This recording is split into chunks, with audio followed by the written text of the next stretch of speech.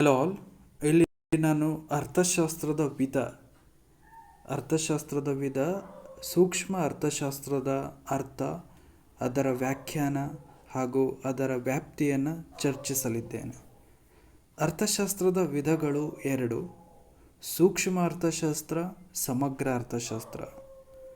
ಸೂಕ್ಷ್ಮ ಅರ್ಥಶಾಸ್ತ್ರ ಎಂದರೆ ಚಿಕ್ಕದು ಅಥವಾ ಸಣ್ಣದು ಅಥವಾ ದಶಲಕ್ಷದ ಒಂದು ಭಾಗ ಎಂದು ಅರ್ಥವಾಗಿದೆ.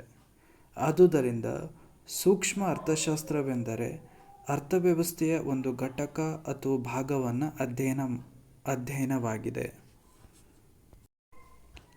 ಅಂದರೆ ಈ ಅಧ್ಯಯನದಲ್ಲಿ ಒಬ್ಬ ವ್ಯಕ್ತಿ, ಒಬ್ಬ ಅನುಭೋಗಿ, ಒಬ್ಬ ಉತ್ಪಾದಕರ, ಒಂದು ಉದ್ಯಮ ಘಟಕದ ವೈಯಕ್ತಿಕ ಬೆಲೆಗಳ, ನಿರ್ದಿಷ್ಟ ಸರಕು, ಹೀಗೆ ಅರ್ಥವ್ಯವಸ್ಥೆಯ ಸಣ್ಣ ಸಣ್ಣ ಘಟಕ ಅಥವಾ ವಿಭಾಗಗಳನ್ನು ಕುರಿತು ಕೂಲಂಕುಷವಾಗಿ ಅಧ್ಯಯನ ಮಾಡುವುದೇ ಸೂಕ್ಷ್ಮ ಅರ್ಥಶಾಸ್ತ್ರ.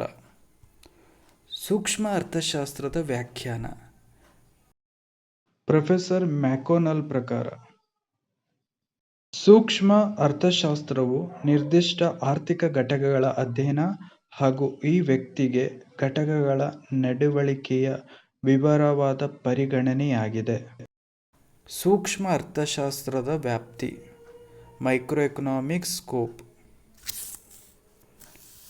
ಸರಕುಗಳ ಬೆಲೆ ನಿರ್ಧಾರ, ಉತ್ಪಾದನಾಂಗಗಳ ಬೆಲೆ ನಿರ್ಧಾರ, ಆರ್ಥಿಕ ಆರೋಗ್ಯಕ್ಷೇಮ ಸಿದ್ಧಾಂತ.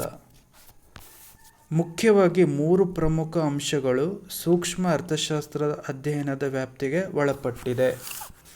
ಮೊದಲನೆಯದಾಗಿ ಸರಕುಗಳ ಬೆಲೆ ನಿರ್ಧಾರ. ಈ ವಿಭಾಗದಲ್ಲಿ ಮುಖ್ಯವಾಗಿ ಅನುಭೋಗಿಯ ವರ್ತನೆ, ಉತ್ಪಾದನೆ ಮತ್ತು ಉತ್ಪಾದಕ ವೆಚ್ಚದ ಅಂಶಗಳನ್ನು ಪರಿಗಣಿಸಲಾಗುತ್ತದೆ. ಒಂದು ಪರ್ಟಿಕ್ಯುಲರ್ ಸರಕಿನ ಬೆಲೆಯನ್ನು ಇಲ್ಲಿ ಚರ್ಚಿಸಿ ನಿರ್ಧರಿಸಲಾಗುತ್ತದೆ. ಉತ್ಪಾದನಾಂಗಗಳ ಬೆಲೆ ನಿರ್ಧಾರ, ಅಥವಾ ಇದನ್ನು ಇಂಗ್ಲಿಷಲ್ಲಿ ಫ್ಯಾಕ್ಟರ್ ಪ್ರೈಸಿಂಗ್ ಅಂತ ಕರೀತಾರೆ. ಸೂಕ್ಷ್ಮ ಅರ್ಥಶಾಸ್ತ್ರವು ಗೇಣಿ, ಕೂಲಿ, ಬಡ್ಡಿ ಮತ್ತು ಲಾಭದ ಸಿದ್ಧಾಂತಗಳನ್ನು ಒಳಗೊಂಡಿದೆ. ಅಂದರೆ ಉತ್ಪಾದನಾಂಗಗಳು ಯಾವ್ಯಾವುದು ಅಂದರೆ ಭೂಮಿ, ಲೇಬರ್, ಕೂಲಿಗಾರ ಆ್ಯಂಡ್ ಬಂಡವಾಳ ಮತ್ತು ಸಂಘಟನೆಗಾರ. ಸೊ ಇವೆಲ್ಲವೂ ಪ್ರಮುಖ ಉತ್ಪಾದನಾಂಗಗಳು.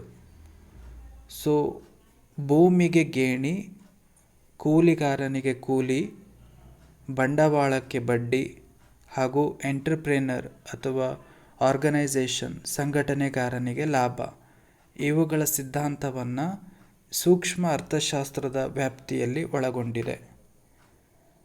ಆರ್ಥಿಕ ಯೋಗಕ್ಷೇಮ ಸಿದ್ಧಾಂತ.